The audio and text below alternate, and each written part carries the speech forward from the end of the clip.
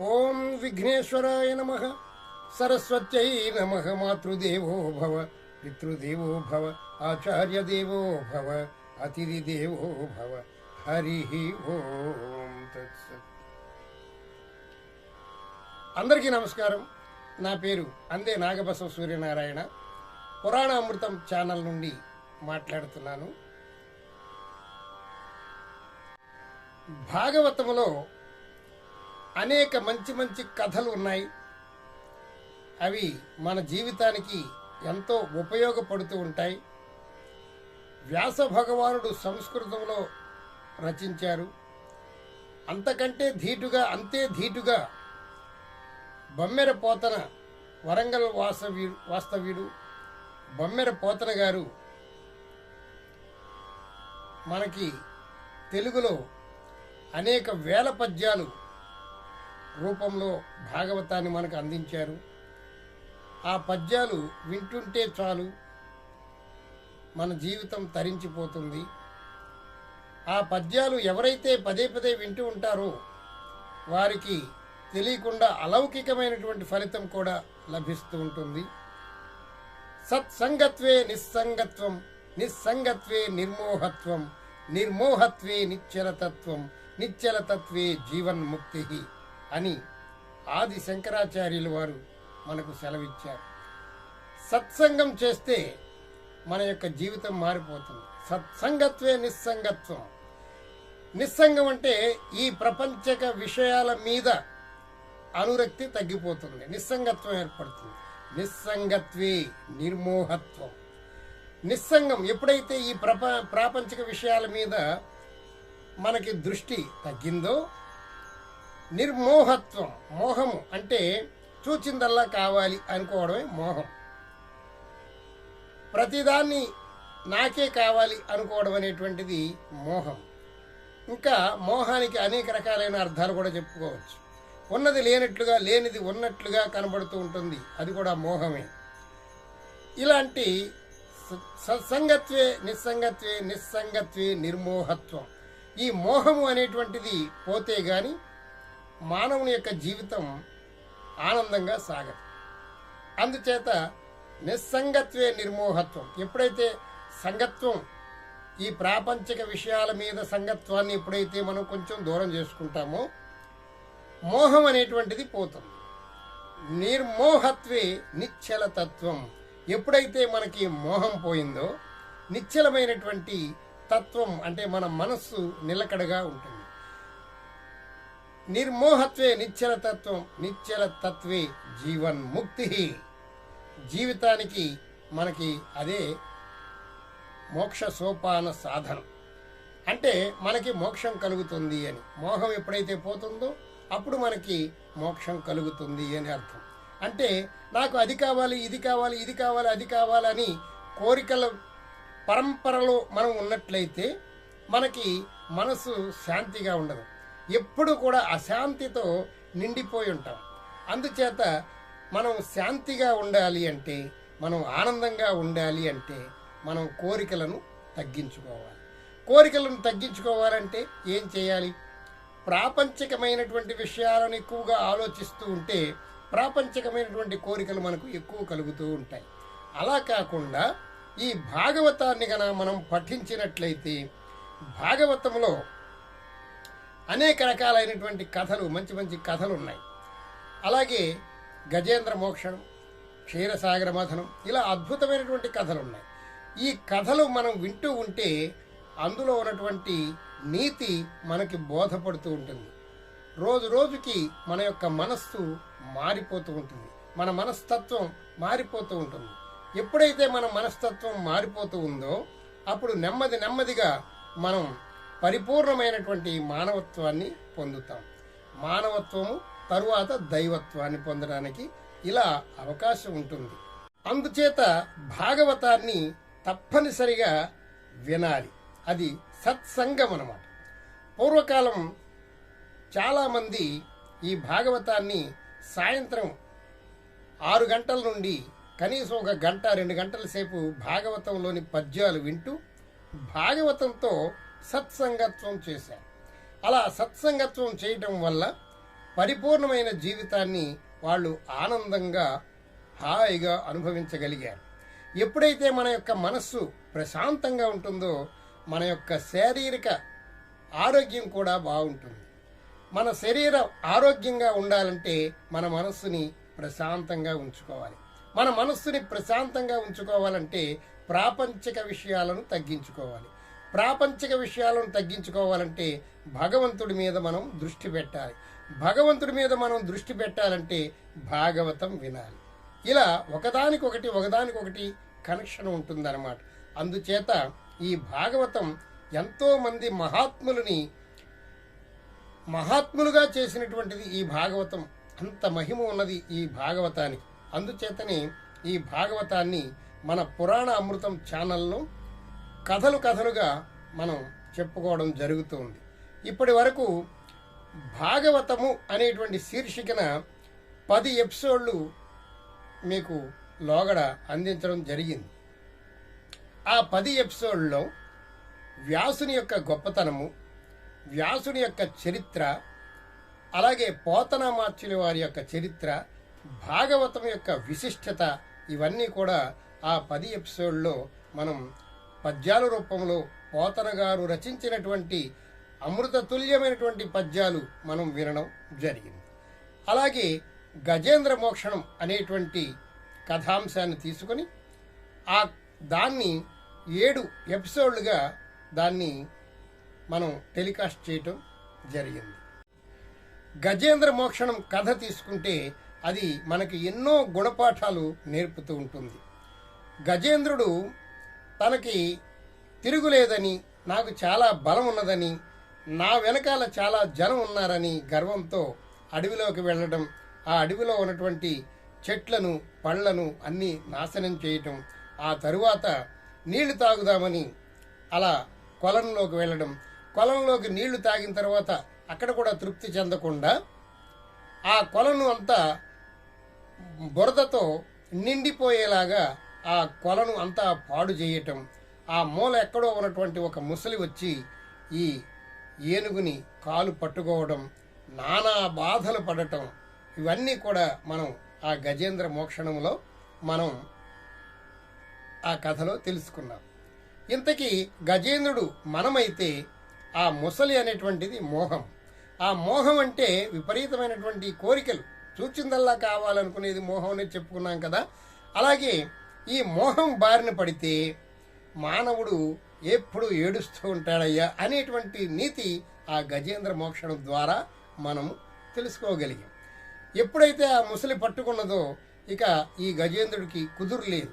నానా రకాలుగా, నానా పరిపరి విధాలుగా, అనేక రకాలుగా చాలా బాధలు పడి ఆ శ్రీహరిని కీర్తించి ప్రార్థించి తన్మయత్వం చెంది అన్యథా శరణం నాస్తిత్వమేవ శరణం మమ అనేటువంటి భావనతో ఆ గజేంద్రుణ్ణి ఎప్పుడైతే ప్రార్థన చేశాడో అప్పుడు ఆ గజేంద్రుడు ఎప్పుడైతే శ్రీహరి గురించి ప్రార్థన చేశాడో అప్పుడు ఆ శ్రీహరి రావడం, గజేంద్రుణ్ణి మోక్ష పదంలోకి నడిపించడం, మోక్షం ప్రసాదించడం అనేటువంటి జరిగింది ఆ గజేంద్ర మోక్షణం కథ. దానిలో ఆ గజేంద్ర మోక్షణం కథలో మనం తెలుసుకోవాల్సింది ఏమిటంటే, మనం కోరికలు తగ్గించుకుంటే ఆనందంగా ఉంటాం అనేటువంటిది మనకు అర్థమవుతుంది. ఎవరైతే కోరికలు అనేటువంటి ముసలి చేత చిక్కుతారో వాడు గజేంద్రుడిలాగా ఎన్ని యుగాలైనా పైకి రాడు అనేటువంటి నీతి మనకు తెలుస్తుంది. ఏమిటండి, ఎన్నో యుగాలు అంటున్నారు కదా. యుగాలంటే మనం బ్రతికేదే దాదాపు 90 సంవత్సరాలు 100 సంవత్సరాలే కదా. శతాయుష్మాన్ భవతి అంటారు కదా. ఎంత బాగా బ్రతికినా 100 సంవత్సరాలు బ్రతుకుతారు. మరి యుగాల దాకా ఇది వెంటాడుతూ ఉంటుంది మోహం అని అని చెప్తున్నారు కదా శాస్త్రాలు. ఏమిటి అని మనకు సందేహం రావచ్చు. ఎప్పుడైతే ఈ మోహం అనేటువంటి ముసలి చేత మనం చిక్కుకున్నామో ఈ జన్మ అంతరించిపోయిన మళ్ళీ జన్మలో కూడా ఈ మోహం బారిన పడి మనం సతమతమైపోవడం జరుగుతూ ఉంటుందన్నమాట. అందుచేత పూర్వజన్మ వాసన ఫలితం వల్ల మళ్ళీ వచ్చే జన్మ కూడా మనం మోహంలో పడిపోయేటువంటి ప్రమాదం ఉన్నది. అందుచేతనే యుగాలకు ఈ మోహం చేత చిక్కుకోకుండా ఉండాలి అంటే మనం మానవ జన్మలో ఉన్నప్పుడు మనం మానవ జన్మని సార్థకం చేసుకోవడానికి మోహాన్ని వదిలించుకోవడానికి భాగవతాన్ని వినాలయ్యా అని ఆ భగవంతుణ్ణి ఎల్లప్పుడూ కీర్తిస్తూ పొగుడుతూ భజన చేస్తూ నవవిధ భక్తి మార్గాలతో ఆ శ్రీహరిని చేరుకోవడానికి, శ్రీహరిని ప్రసన్నం చేసుకోవడానికి, మన మనస్సు ఆనందంగా ఉంచుకోవడానికి, మనం ఆరోగ్యంగా ఉండడానికి ఇన్ని రకాలుగా సహాయపడేటువంటి భాగవతాన్ని ఎప్పుడూ కూడా వదిలిపెట్టవద్దు అని మన ఋషీశ్వరులు మనకి చెప్తూ ఉన్నారు. ఈ భాగవత కథలన్నీ సూత మహాముని సౌనికాది మహర్షులకు చెప్పడం జరుగుతూ ఉంటుంది. మొట్టమొదటగా సుఖమహర్షి ఆ పరీక్షిత్ మహారాజుకి చెప్పడం, ఆ తరువాత పరంపరగా మనకి ఈ భాగవతం మన దాకా అందుతూ ఉంటుంది. ఆ తరువాత అంతకుముందు సంస్కృతంలో దాన్ని చెప్పుకునేటువంటి వారు, ఆ తరువాత మనకి పోతనామాచ్యులు వచ్చిన తర్వాత తేలికైనటువంటి మాటలతో, తేలిక పదాలతో అందరికీ అర్థమయ్యే రీతిలో అచ్చ తెలుగులో అద్భుతంగా రచించినటువంటి పోతన భాగవతం మనకి మార్గదర్శకం అవుతూ ఉంది. అలాగే క్షీరసాగర మథనం అనేటువంటి కథను 27 ఎపిసోడ్లుగా మనం ప్రసారం చేయడం జరిగింది. క్షీరసాగర మథనం 27 భాగాలుగా మన పురాణామృతం ఛానల్లో చెప్పడం జరిగింది. క్షీరసాగర మథనం గురించి కూడా మనం ఎంతో తెలుసుకోవాల్సింది ఉంది. ఈ పోతన గారు రచించినటువంటి పద్యాలు అన్నిటినీ కూడా సంగీత పరంగా, శాస్త్రీయ సంగీత పరంగా చెబితే జనంలోకి బాగా వెళుతుంది అనేటువంటి ఉద్దేశంతో చాలా కష్టపడి ఒక్కొక్క రాగాన్ని ఒక్కొక్క పద్యానికి సెట్ చేసుకుంటూ ఆ రాగంలో ఎలా అంటే బాగుంటుందో దాన్ని అంతా ప్రయోగాలు చేసి ప్రాక్టీస్ చేయటం, అదంతా చాలా కష్టమైనటువంటి పని. పైగా ఇందులో మనం యూట్యూబ్లో పెట్టేటప్పుడు ఈ రాగంలో ఆ పద్యాన్ని ఇంకెవరూ చదవకుండా ఉండాలి. అలా ఈ రాగంలో ఎవరైనా చదివినట్లయితే మనకి కాపీరైట్ పడుతుంది. కాపీరైట్ పడకుండా ఎన్నో రకాల జాగ్రత్తలు తీసుకుంటూ అనేక రాగాలను ఎంచుకుంటూ ఆ పద్యాలని ఆ రాగాల్లో పాడుకోవడం, ఇదంతా కూడా చాలా కష్టమైనటువంటి ప్రక్రియ, చాలా సమయం ఖర్చు పెట్టవలసినటువంటి ప్రక్రియ. కానీ చాలామంది చూడడానికి ఖాళీ చూడలేకపోవటము అలా జరుగుతుంది. కానీ కొంతమంది చూసి చాలా ఆనందిస్తూ ఉన్నారు. నాకు చాలా బాగుందండి అని ఫోన్లు కూడా చేస్తున్నారు. లైక్ చేయండి, కామెంట్ చేయటం మర్చిపోతున్నారు. కామెంట్ కూడా చేస్తే మన ఛానల్ ఇంకా అభివృద్ధిలోకి చెందుతుంది. ప్రతి వాళ్ళు ఈ ఎపిసోడ్ విన్న తర్వాత ఈ ఎపిసోడ్లో ఇలా ఉన్నది, ఇలా ఉన్నది, ఇలా ఉన్నది, ఇలా ఉంటే బాగుండు, ఇలా ఉంటే బాగుండు అనేటువంటి మీ అభిప్రాయాన్ని కూడా తెలియపరచమని నేను మరీ కోరుచున్నాను. అలాగే ఈ క్షీరసాగర మథనంలో మనం నేర్చుకోవాల్సింది ఏమిటంటే, ఒక పని మనం ప్రారంభించినప్పుడు అనేక రకాలైనటువంటి ఇబ్బందులు మనకు వస్తూ ఉంటాయి. ఆ ఇబ్బందులను ఎలా అధిగమించాలి, ఎలా అధిగమిస్తే మనకి అమృతం సిద్ధిస్తుంది, మనం అనుకున్నటువంటి గోల్, మనం అనుకున్నటువంటి లక్ష్యాన్ని చేరగలుగుతాం అనేటువంటిది అంతా కూడా ఈ క్షీరసాగర మథనం అనేటువంటి కథ నుంచి మనం నేర్చుకోవాలి. క్షీరసాగర మథనంలో మొట్టమొదట ఆ మందర పర్వతాన్ని తీసుకురావాలి. మందర పర్వతాన్ని చుట్టూ తవ్వగానే వెంటనే పడిపోయిన తర్వాత కొంతమంది ఆ పర్వతం కింద నలిగిపోయి చనిపోయారు. అలా చనిపోయిన తర్వాత వెంటనే ప్రార్థన చేస్తే ఆ పర్వతాన్ని కొంతవరకు ఈడ్చుకొచ్చారు రాక్షసులు, దేవతలు. అయినప్పటికీ కూడా ఆ పర్వతాన్ని తీసుకురాలేకపోవటం వల్ల శ్రీహరిని ప్రార్థించగా శ్రీహరి వచ్చాడు. ఆ పర్వతాన్ని అలవొక బంతిలా ఆయన ఆడుకుంటూ గరుక్మంతుడిని పిలిచి గరుక్మంతుడి మీద పెట్టుకొని ఆ పర్వతము ఆయన గరుక్మంతుడి మీద వచ్చి ఆ పాల సముద్రం మధ్యలో ఎక్కడ ఉండాలో అక్కడ ఉంచారు. ఆ తర్వాత వాసుకిని ప్రార్థించారు. వాసుకి తాడులా వచ్చారు, చుట్టుకున్నారు. అలాగే అటు ఒక పక్క రాక్షసులు, ఒక ప్రక్క దేవతలు కలిపి చిలకగా మొట్టమొదట ఒక పెద్ద అవాంతరం వచ్చింది. అదే విషజ్వాలలు వచ్చాయి. ఆ విషజ్వాలని ఎలాగా మనం దాన్ని అధిగమించాలి అనేటువంటి మునీశ్వరులు అందరూ కూడా ఆలోచించి పరమేశ్వరుడి గురించి ప్రార్థన చేసి ఆ పరమేశ్వరుడి ప్రసన్నం చేసుకుని ఆ విషయాన్ని పరమేశ్వరుడు తీసుకునేలాగా అందరూ కూడా చేయటం జరిగింది. ఆ తరువాత మంచి మంచివన్నీ మనకి కామధేనువు, కల్పవృక్షము, ఐరావతము, ఇలా రంభ, ఊర్వశులు, ఇలా కౌస్తుభమణి అనేక రకాలైనటువంటి లాభాలను మనం చవిచూచాం. అలాగే ఆఖరికి అమృతం కూడా లభించింది.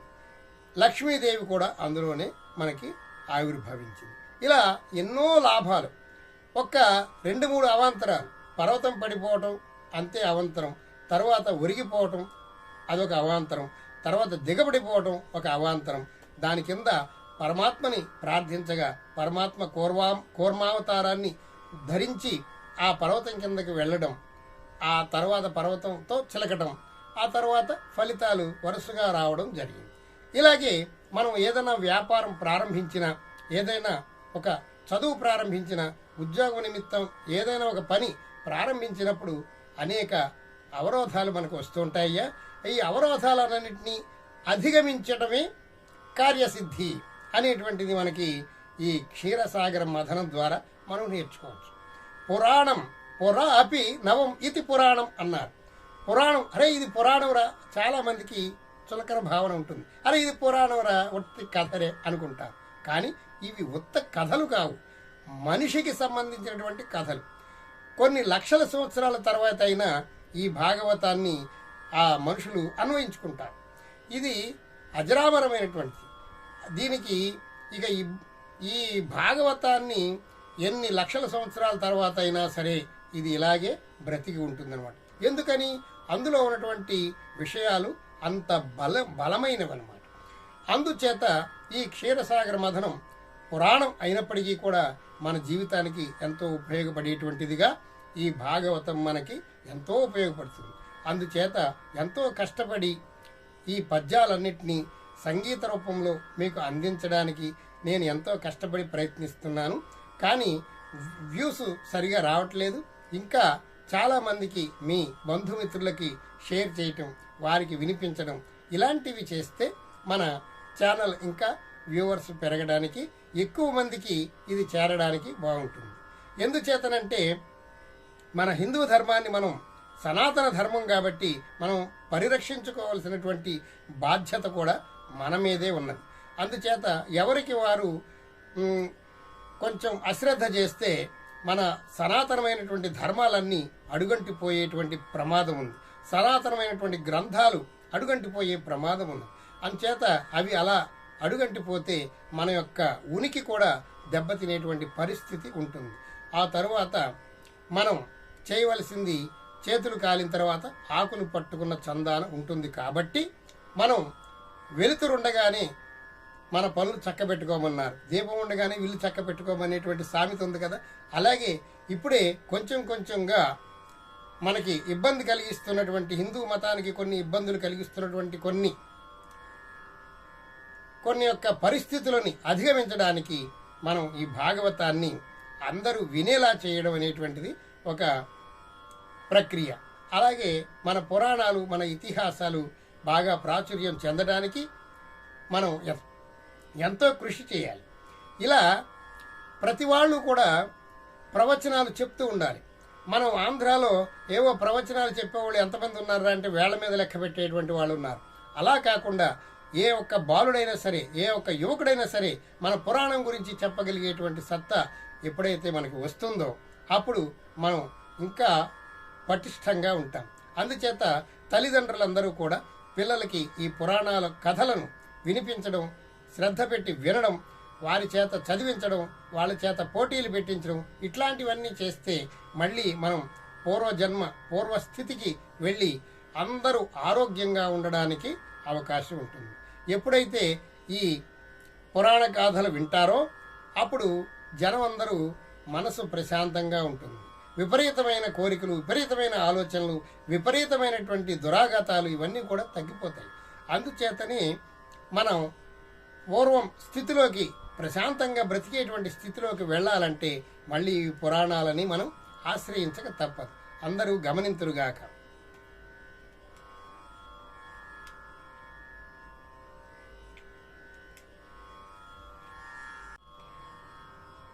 ఇంకా ఒక ముఖ్యమైన విషయం ఏమిటంటే ఈ భాగవతం 2 రోజులకు ఒకసారి టెలికాస్ట్ అవుతుంది. ఒకరోజు ఏదో ఒక దేవాలయం, లేకపోతే ఒక యాత్రాస్థలం, లేకపోతే విహారయాత్ర అలా వస్తూ రోజు విడిచి రోజు ఈ భాగవతాన్ని మన ఛానల్లో టెలికాస్ట్ చేయడం జరిగింది. ఇప్పుడు ఒక 10 రోజులు ఈ భాగవతాన్ని ఆపేస్తున్నాను. ఎందుచేతనంటే మనం చెప్పుకోవలసినటువంటి విషయాలు, చాలా ముఖ్యమైనటువంటి విషయాలు చాలా ఉండిపోయినాయి. అవన్నీ కూడా ప్రైవేట్గా మనం చెప్పుకోవడానికి బాగుంటుంది కాబట్టి ఈ 2 రోజులకు ఒకసారి ఏదో ఒక విషయం మీద కొంచెం ఒక 5 నిమిషాలు 10 నిమిషాల ప్రసంగాన్ని మనం ఛానల్లో మనం చర్చించుకోవడం జరుగుతుంది. 10 రోజుల తరువాత మళ్ళీ ఈ భాగవతంలోకి మళ్ళీ మనం అడుగు పెట్టడం జరుగుతుంది. నెక్స్ట్ కథ భక్త ప్రహ్లాదుని యొక్క చరిత్ర చాలా అద్భుతమైనటువంటి చరిత్ర. ఈ భాగవతాన్ని పద్యాలు ఎవరైతే వాళ్ళ ఇంట్లో మారుమరుగుతూ ఉంటాయో ఆ ఇల్లు నిత్యం లక్ష్మీ కళతో సౌభాగ్యంతో ఉంటుంది అని మన పెద్దలు చెప్పడం, వాళ్ళు ఆచరించడం, అలాగే జరగడం కూడా మనకి జరిగింది. అందుచేత 10 రోజులు పోయిన తర్వాత మళ్ళీ భక్త ప్రహ్లాద అనేటువంటి మంచి కథతోటి ఆ పోతన గారి పద్యాలు ఎలా రచించారో వాటితోటి మళ్ళీ మీ ముందుకి వస్తాను. అంతవరకు అనేక విషయాలు ప్రతిరోజు ఒక రోజు విడిచి రోజు నా ప్రవచనం వస్తుంది. అలాగే ఏదో ఒక రోజు విడిచి రోజు ఒక గుడి గోపురం ఇలాంటిది వస్తూ ఉంటుంది. అందరూ గమనింతురుగాక. స్వస్తి. ఈ వీడియో మీకు నచ్చినట్లయితే మా పురాణామృతం ఛానల్ని సబ్స్క్రైబ్ చేసుకోండి, లైక్ చేయండి, షేర్ చేయండి. మీ బంధుమిత్రులతో ఆనందంగా ఆరోగ్యంగా ఉండాలని ఆ సర్వేశ్వరుని ప్రార్థిస్తూ సర్వే జనా సుఖినో భవంతు, సమస్త సన్మంగళాని సంతు. హరి ఓం తత్సత్.